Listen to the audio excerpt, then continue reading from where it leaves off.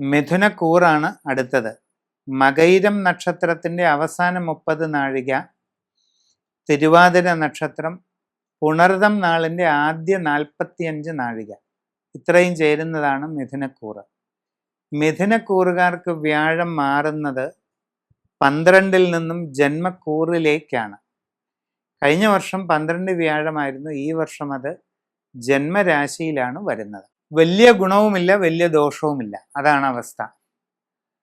12-ലെ വ്യാഴം വളരെ മോശമായിരുന്നു. അതായത് കഴിഞ്ഞ ഒരു വർഷക്കാലം മിഥുനക്കൂറുകാർക്ക് 12-ൽ വ്യാഴമായിരുന്നു. ആ ഒരു പ്രതികൂല സ്ഥിതിയൊക്കെ മാറി കുറച്ച് അനുകൂലമായ അവസ്ഥയിലേക്ക് വരികയാണ്. തൊഴിൽ രംഗത്ത് ഗുണകരമായ ചില മാറ്റങ്ങൾ ഉണ്ടാകും. ആഗ്രഹിക്കുന്ന പുതിയ ജോലിയിൽ പ്രവേശിക്കുവാൻ അവസരമുണ്ടാകും. സാമ്പത്തിക പുരോഗതി നേടിയെടുക്കുവാൻ സാധിക്കും. വിദേശ തൊഴിലിന് ശ്രമിച്ചുകൊണ്ടിരിക്കുന്നവർക്ക് ചിലപ്പോൾ ഒരല്പം കാലതാമസം ഉണ്ടാകും. ആ ശ്രമം തുടരുക. എന്നാൽ അങ്ങനെയുള്ള ശ്രമങ്ങളിൽ സാമ്പത്തിക നഷ്ടങ്ങളോ മറ്റ് അബദ്ധങ്ങളോ ഉണ്ടാകാതെ പ്രത്യേകം ശ്രദ്ധിക്കണം.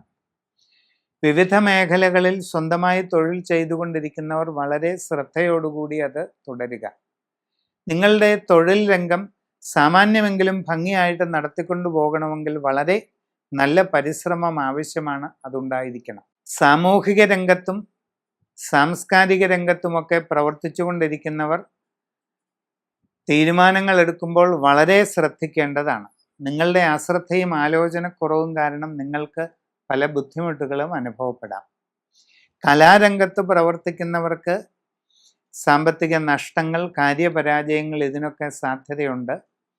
നിങ്ങളുടെ ജനന തീയതിയും സമയവും അനുസരിച്ച് ശരിയായി രാശിചിന്ത ചെയ്ത് ഏറ്റവും ഉചിതമായ വ്യാഴശാന്തി പരിഹാര കർമ്മങ്ങൾ കണ്ടെത്തി അത് ചെയ്യേണ്ടതാണ്. നിങ്ങൾ പതിവായിട്ട് മഹാവിഷ്ണുവിൻ്റെ അഷ്ടാക്ഷരി മന്ത്രം ഉപദേശം സ്വീകരിച്ച് ചൊല്ലുക.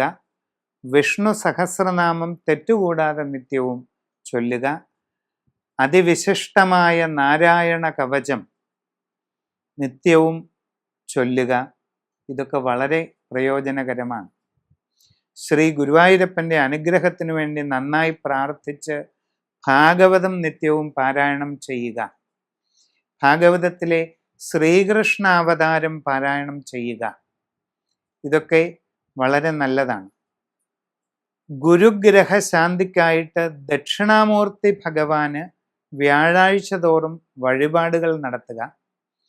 ദക്ഷിണാമൂർത്തി സ്തോത്രങ്ങൾ പാരായണം ചെയ്യുക.